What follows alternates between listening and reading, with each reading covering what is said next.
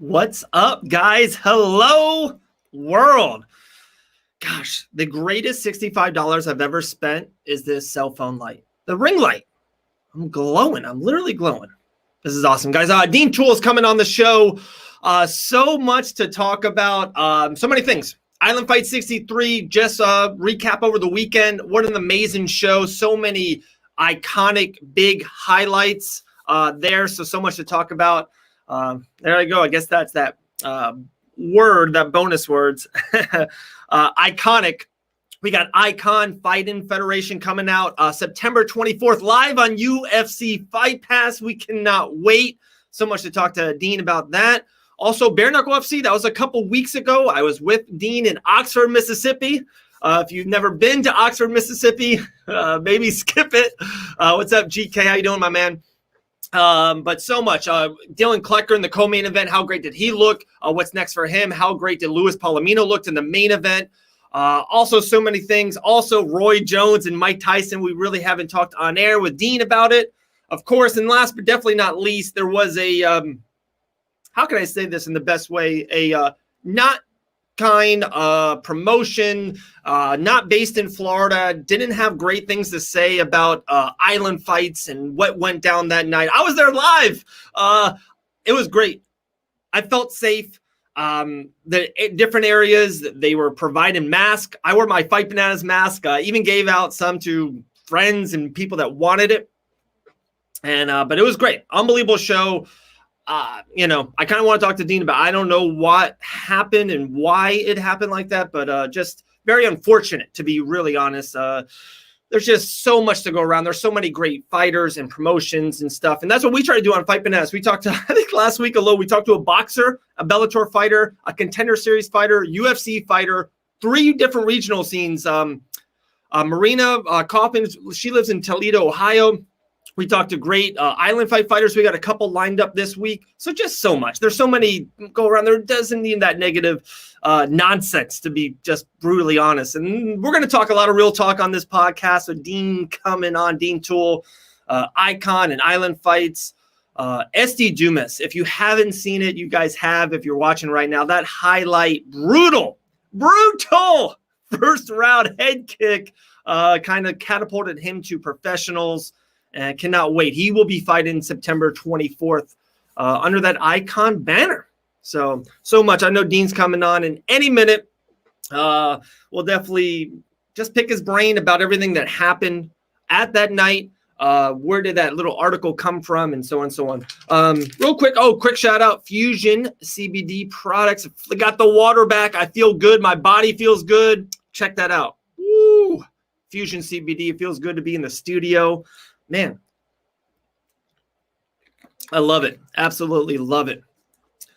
Guys, later on tonight's packed with Fight Bananas. We got Bare Knuckles and Bruise. I'm hoping Vince Anderson introduces that new introduction music. It will blow your guys' minds. That's Bare Knuckles Bruise tonight. And then after that, we got Inside the Distance podcast with my main man GK and Aaron the Dog. They're going to break down the Contender Series. That's tomorrow. Who to bet on, how to make money. Our guy Impa Kasanganai is on the show. I mean, Fighting on Contender Series show. I know that they got a guest that night. I'm so excited. Impa Kasanganai gonna get a win and then get that UFC contract. There's just not guys that go on that show twice and win twice and don't get the deal. So we are so excited for him. And here we go. Not a lot more introduction. We just did it all. And our guy, our main man, Dean Toole. Mr. Dean Toole, how are you doing, my friend? Good. What's up, man? How you doing, brother? I missed the intro. Oh, man, it was nothing but great things for you. Send the Christmas. Do it again. Okay, so no. Nice hat there. Phil Rose, shout out to Philly Fresh. There you go. Shout out to Philly Fresh. We see a little Devin Adams in the background, a little amateur matchmaking last night. Island Fight 63. What a phenomenal show. We'll get into it. Bare Knuckle FC, I want to jump into. I want to talk about iKON Fighting Federation, a new fighting federation underneath that UFC Fight Pass banner. So much. Roy Jones. But can we start? Do we start with the negative comments or the negative post that was, we think, tilted towards your area, your trajectory? I really don't even want to get too much into that, but basically someone said that, we were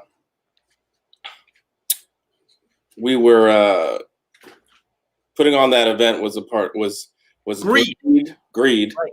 Okay. An event where we were allowed to be 100% capacity, completely allowed to be 100% capacity. Oh, really? We chose to be 50% capacity.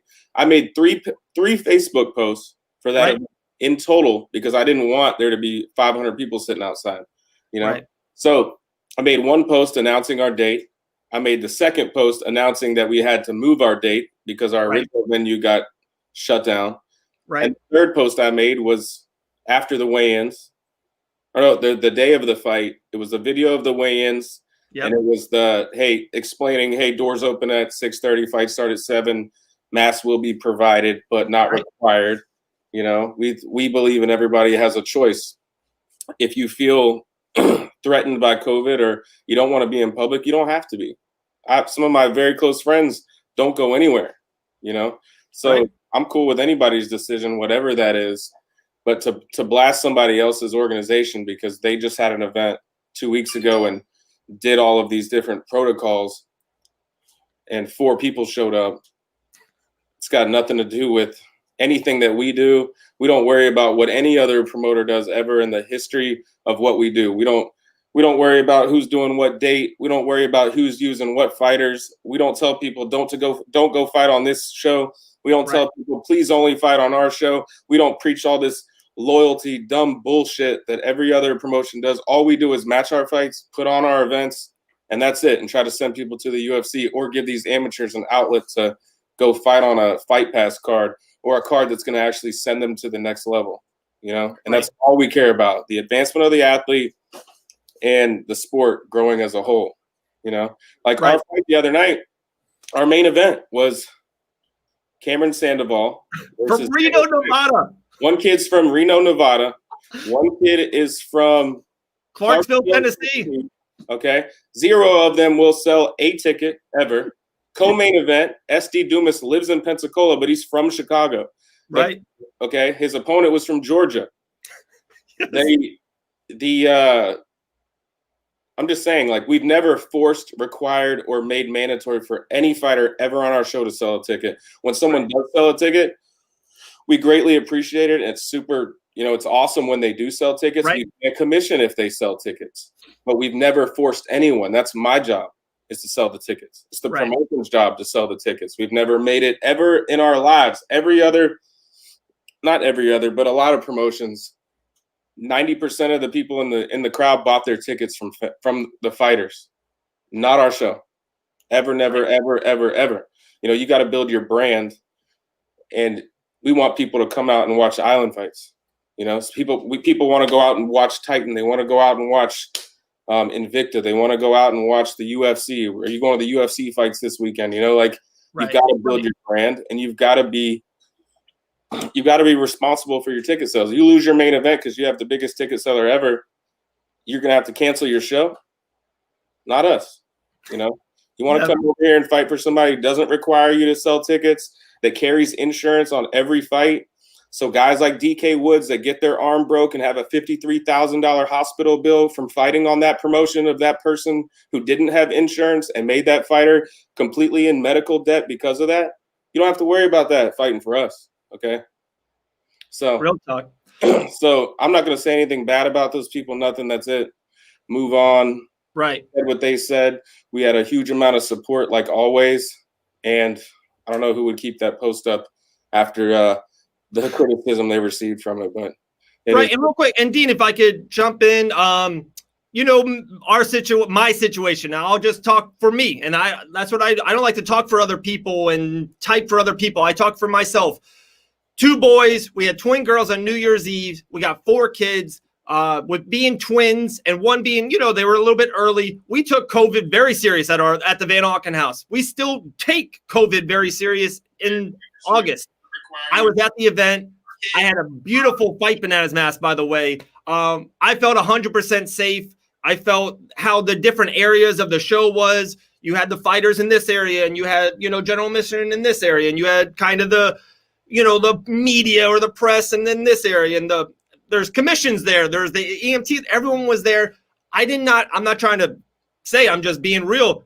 Not one complaint, not one person worry, not one person, hey, what do you think of this? There wasn't. It was the most, and we talked after the show. I thought it was one of the most positive events.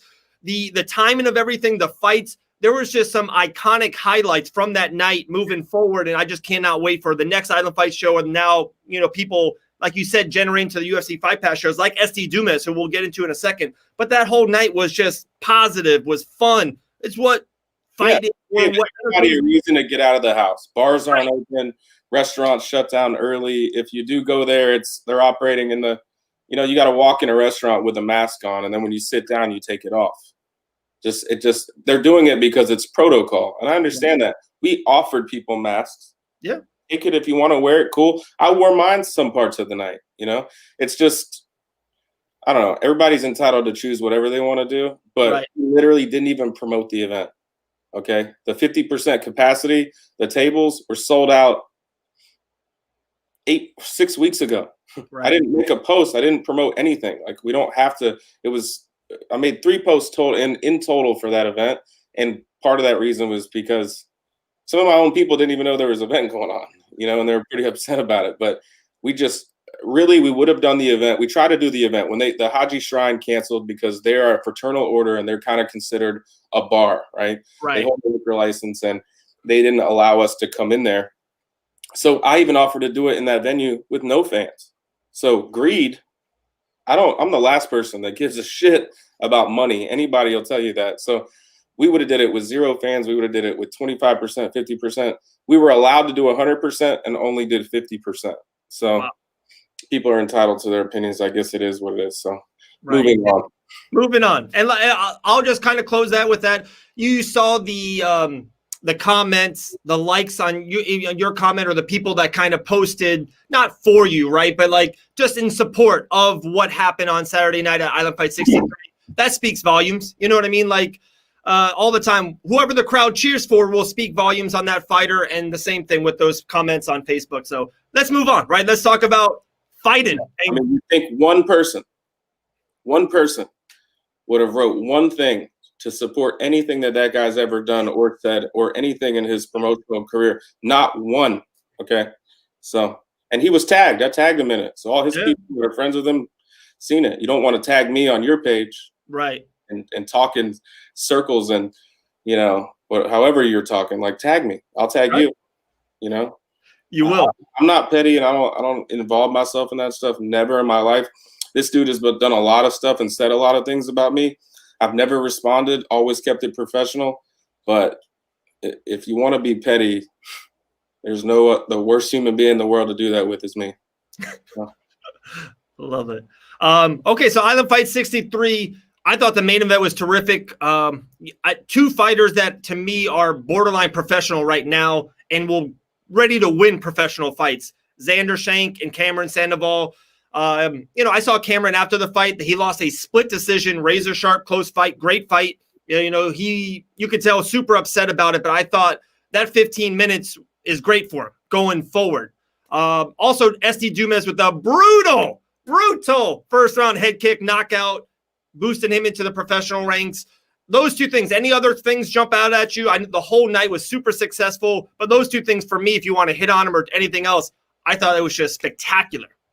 Well, the main event, okay.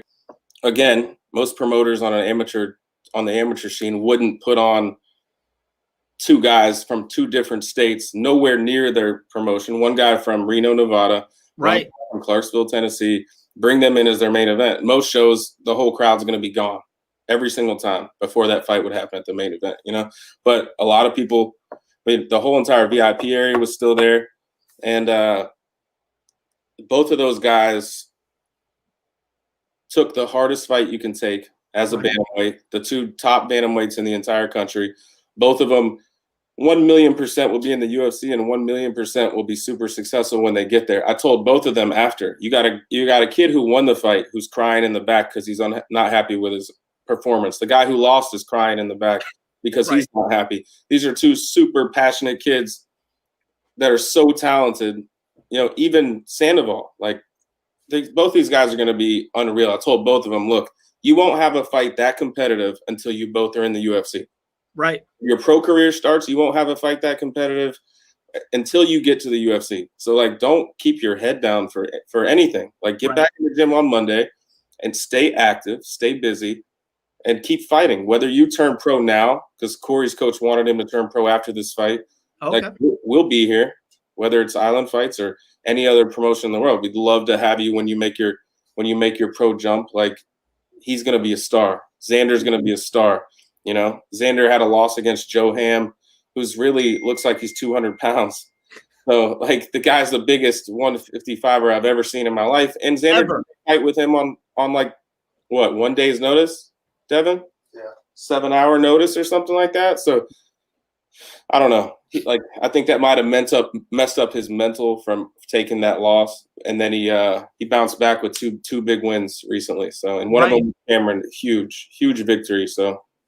And like you said about Xander, I talked to Jacob Kilburn driving back to beautiful Daytona Beach, Florida, and he was talking a lot about Xander after the fight. And a little part of it, I want him, we were saying when you win, 50% win, 50% lose, you got to be a little bit happy on a win. But one thing I did love about that, he wasn't, he was still motivated to literally be back in the gym Monday. And I love that little chip. He has a huge chip on his shoulder. And I said that's great that Xander has that. That's not a lot of people have it. You just beat the number 1 ranked guy in the country as an amateur.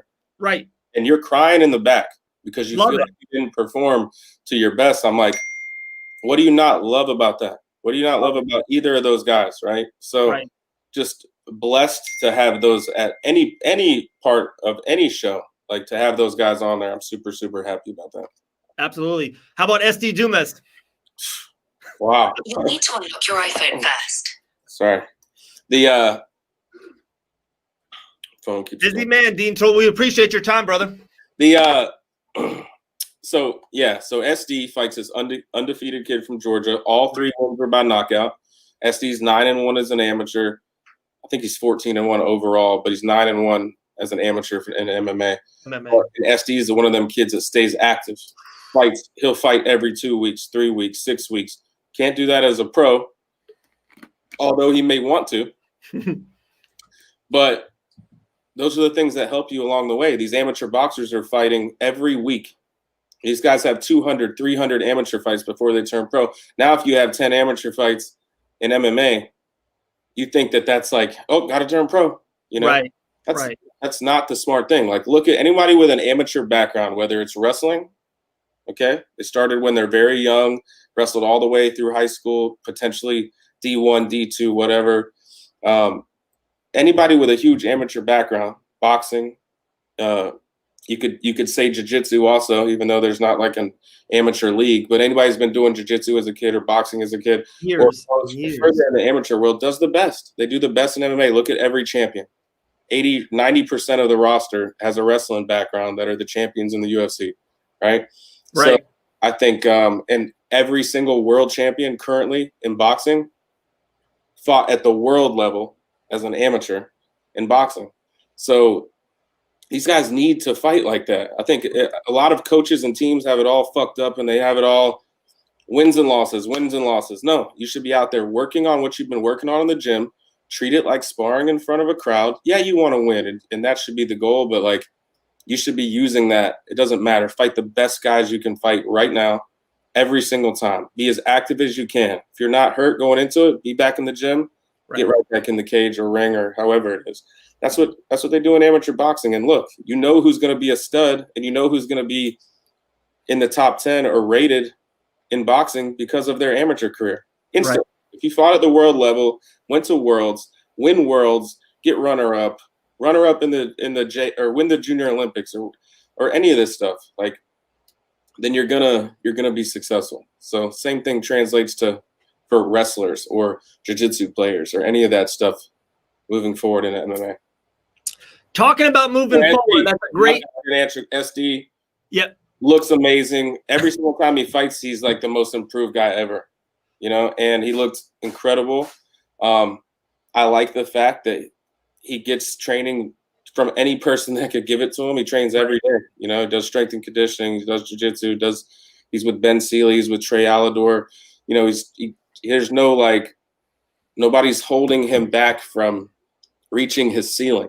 You know, Right. A lot of people do that, and you just can't do that. Like if you're loyal to somebody, whether that's a fighter that fights for your promotion or your fighter that you coach, the only loyalty is to let them hit their ceiling or break through it. Don't ever hold these people back. I'll never say, hey, don't go fight on this guy's promotion, or hey, don't go train with those guys. Like if they have a better opportunity or an opportunity that's going to get them to the next level, your loyalty should be, that's the only loyalty involved, is pushing them to do that. Right. And that's it. It's so funny you say that, and I was going to transition to iKON with SD especially, but just a little kind of funny thing I heard about it is you learned something great in the second grade, but you're not loyal to your second grade teacher. You're moving to the third grade teacher, and then your fifth grade teacher, and then hopefully in eighth grade get you in high school and to college. You keep wanting moving up. I understand loyalty and being, you know, in a great spot, but I need to keep getting better. Fighters need to keep on getting better. You got to keep on just rising up and working with other people. I just wanted to throw that out there. Yeah, and the cool thing about that is, like, look, a lot of people that go to American Top Team, a lot of people, there's people that go to Fusion, there's people that go to a bunch of big gyms, AKA whatever, and Javier Mendez might corner them, right? You might have if you work with Dean Thomas or specifically, he's going to be in your corner, but you still have two other spots. Right.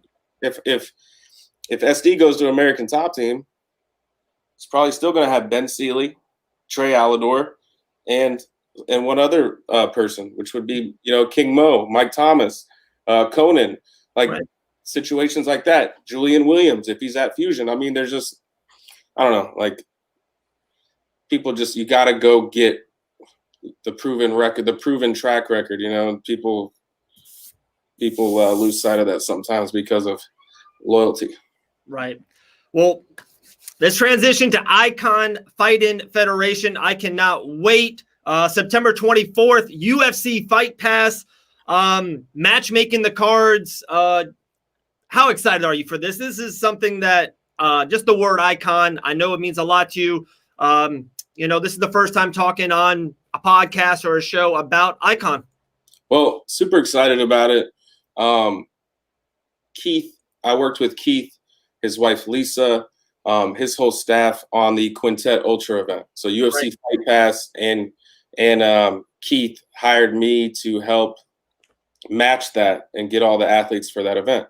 And it was awesome. It was just a great event. Everybody was there from the UFC. Everybody was there from UFC Fight Pass. Everybody was there from the media. It was one of the smoothest, you know, ran events ever.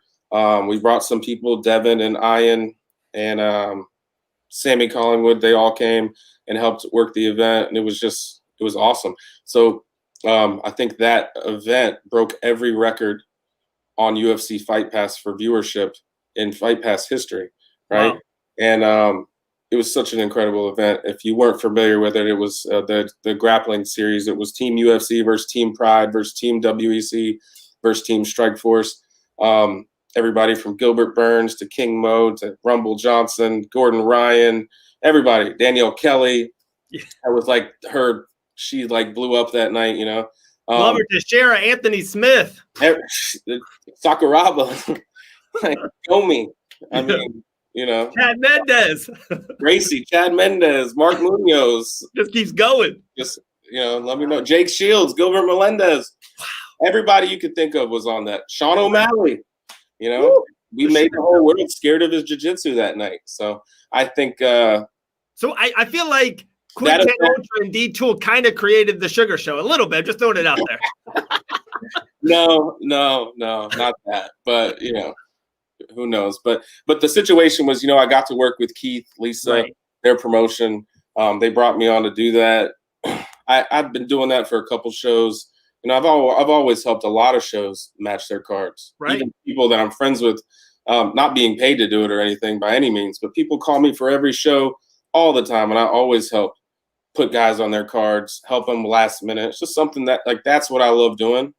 Yeah. I don't really give a shit about the promoting part. Like, I love matchmaking. I like to sit there, watch the fights that we put together, see who wins them. Like everybody's like, well, who's going to win? I'm like, well, that's why we matched them, so we can find out.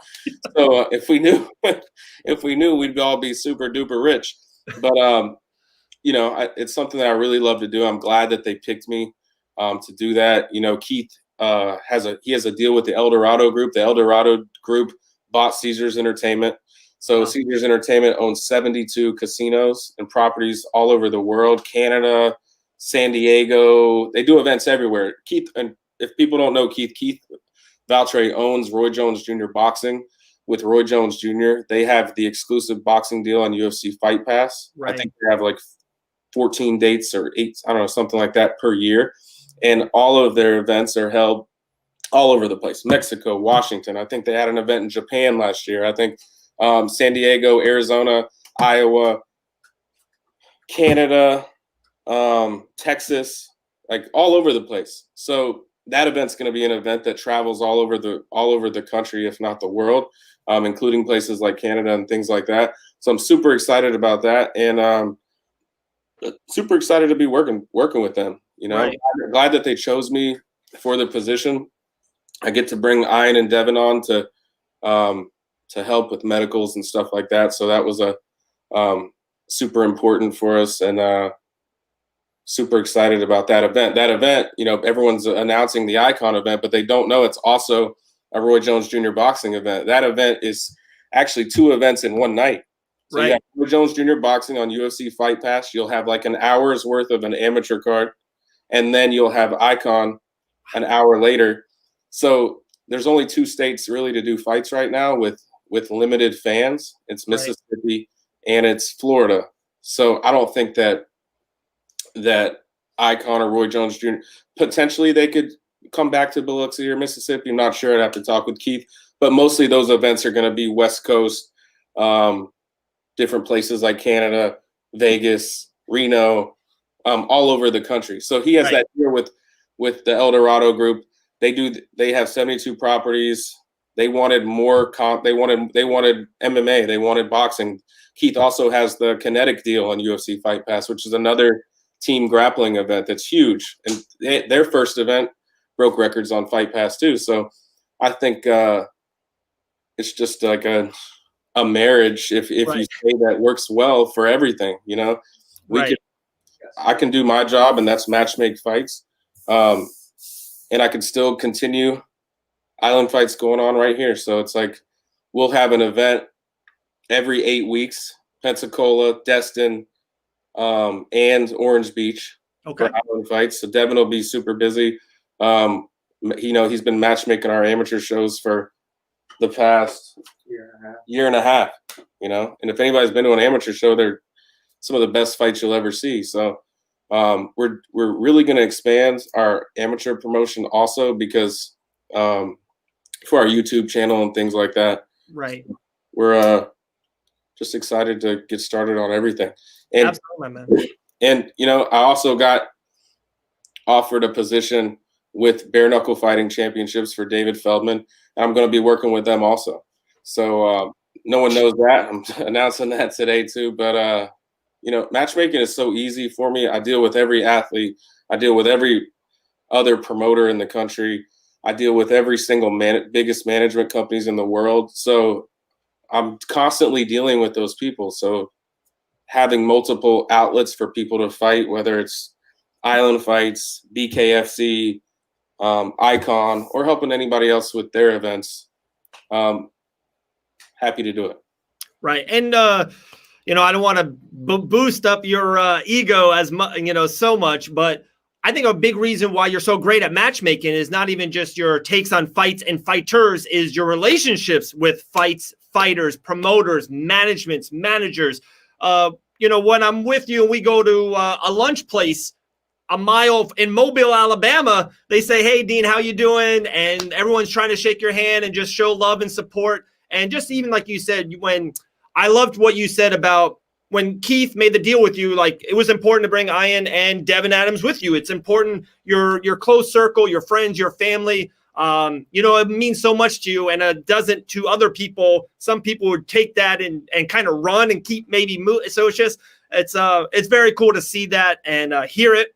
Talking about Bare Knuckle FC real quick, I do want to jump. We were in Oxford, Mississippi a couple of weeks ago.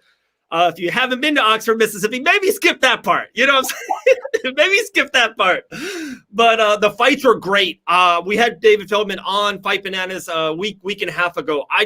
The atmosphere is amazing. The stage is unreal. The squared rings, beautiful. I love it. In the co-main, Dylan Klecker, someone close to you in your heart, someone with Island Fights and so much love, had a great knockout in the co-main event. I would love for you to talk about Dylan maybe for a second. And then Luis Palomino in the main event looked phenomenal. Can't wait for the future with Bare Knuckle FC, and now with you involved. Big things. Well, yeah, I guess we could talk about Dylan. You know, Dylan, this is like an organization. This is like a sport that's right up his alley.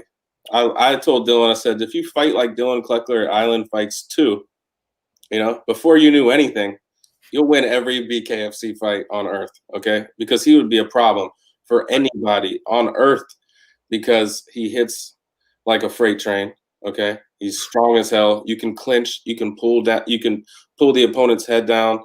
There's just little things you can do. It's not a boxing match, it's a fight, you know? And I'm super excited to be working with him. Dylan is going to be a huge star. I think he'll fight one more time, and then hopefully we can get him to fight Joey Beltran for the title. Wow. And then maybe there'll be some huge fights with some big names.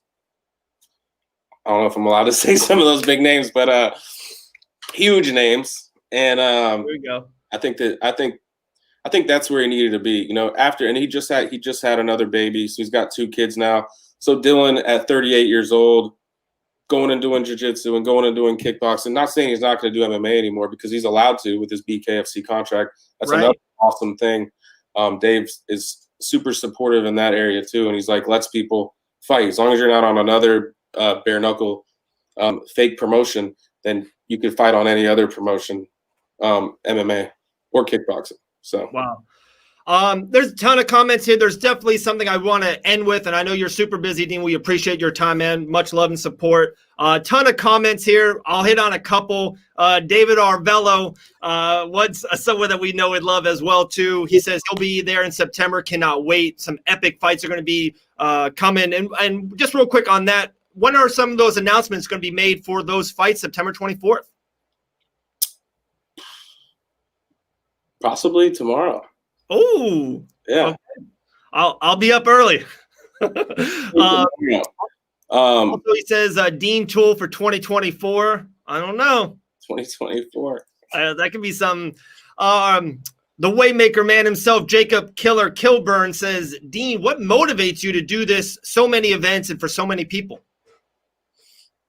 Stay busy. I just like to stay busy. You know, everybody goes through things in their life that may have them down or upset or problems, or everybody deals with stuff, you know, and I had some rough things that I went through too. And I noticed that if you just stay busy, you can't think about that stuff. You can't dwell on it. You don't have time to do anything if you're busy. So I just stay busy, and I deal with the right people, you know, bringing on Ian and Devin. They're used to doing medicals. All that stuff is such a pain in the ass. So to have people that can do it and do it fluently, without any problems, and it's really not that there's not any problems. There's a lot of problems with that type of stuff, but I'm happy to have them on board doing that stuff. So them doing that stuff, I used to do a lot of shit myself. I used to do everything. I used to do the medicals, the contract. I used to do every single part there was: sponsorship, sales, venue meetings, production meetings, any single thing from graphics to the posters. I used to make the posters, every single thing for the fights. We would even set the venue up, you know? So like having them do anything is a huge, opens up a lot of time for me. And matchmaking, by far, hardest part of combat sports. Not many people can do it. Devin can do it. Some other people can do it. Richard Cox can do it. He's great at it. Devin can do it.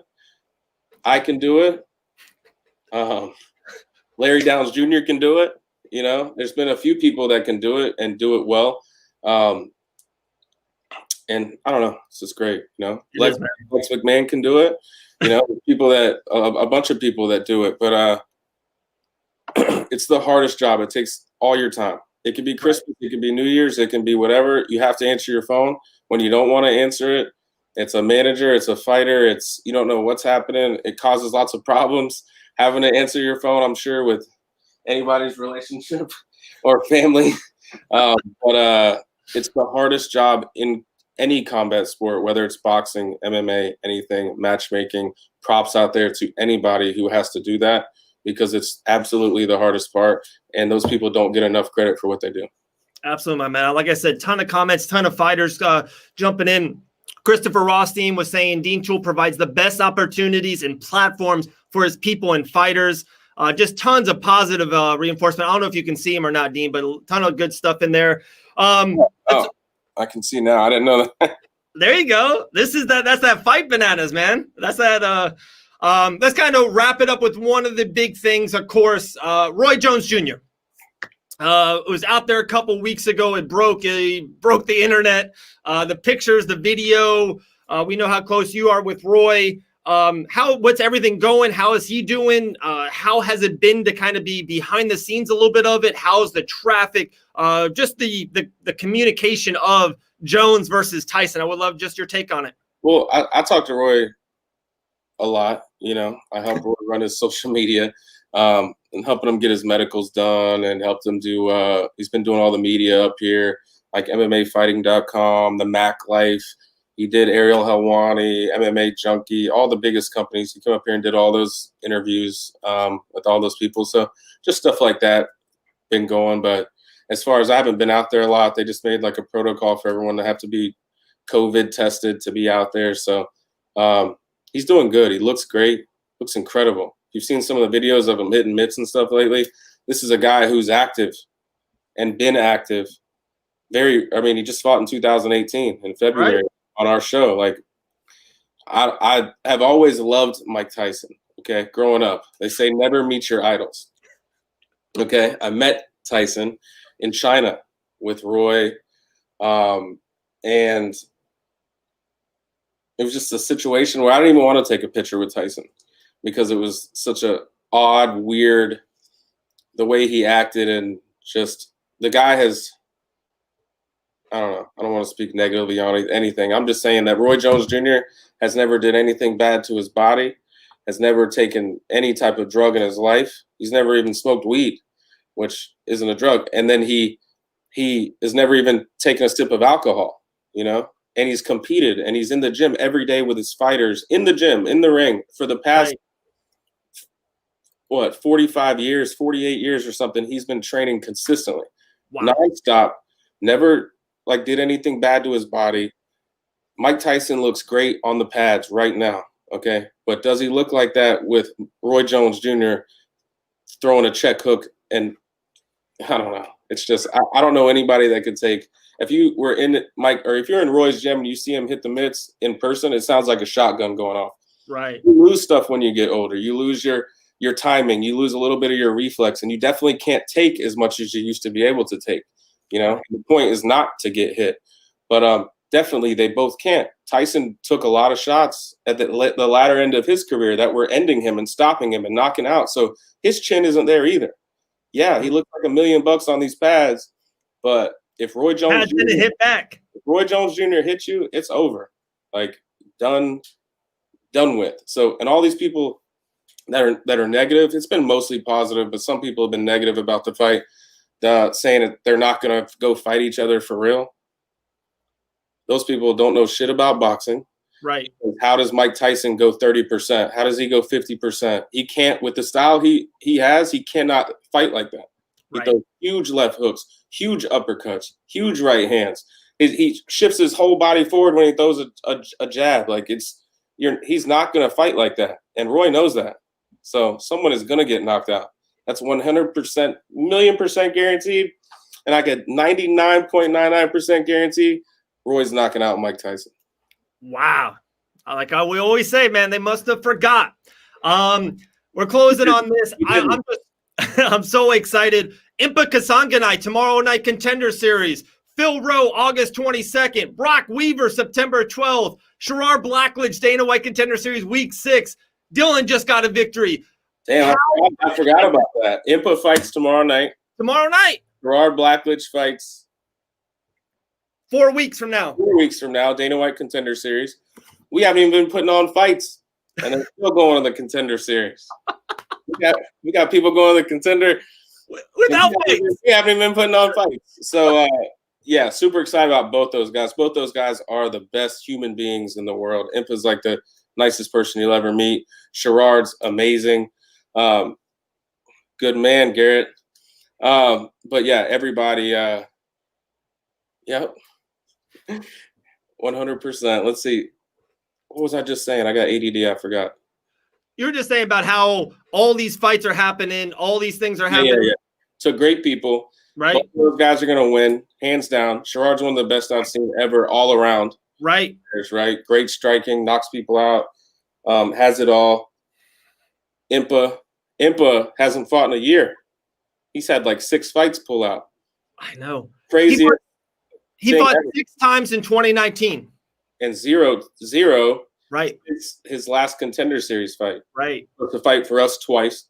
Supposed to fight for LFA. That got moved. Supposed to fight for them again. The pandemic moved that one, I think. But yeah, he's going to get a contract guaranteed Tuesday night. So make sure everybody tunes in and watch that one for sure, because that's going to be awesome. There we go. I appreciate it, man. I love your time. Appreciate your time. Is there anything else? I think we literally checked everything. We talked it all through. Oh, and maybe there's some big news brewing soon about Fight Bananas.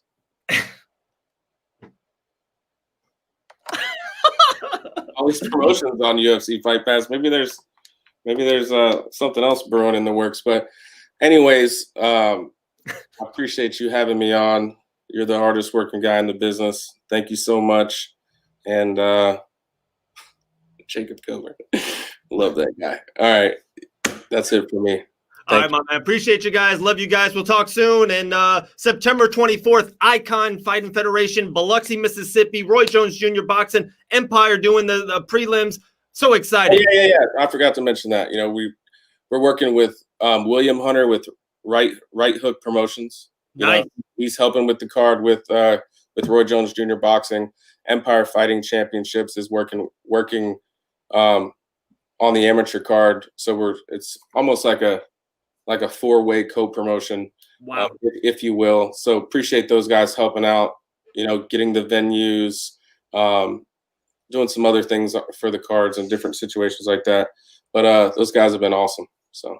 And the September and that October card is just going to be bananas. Absolutely bananas. Crazy about fights. There we go. Appreciate you, Dean Toole. Much love, man. See you soon. See you, man. All right.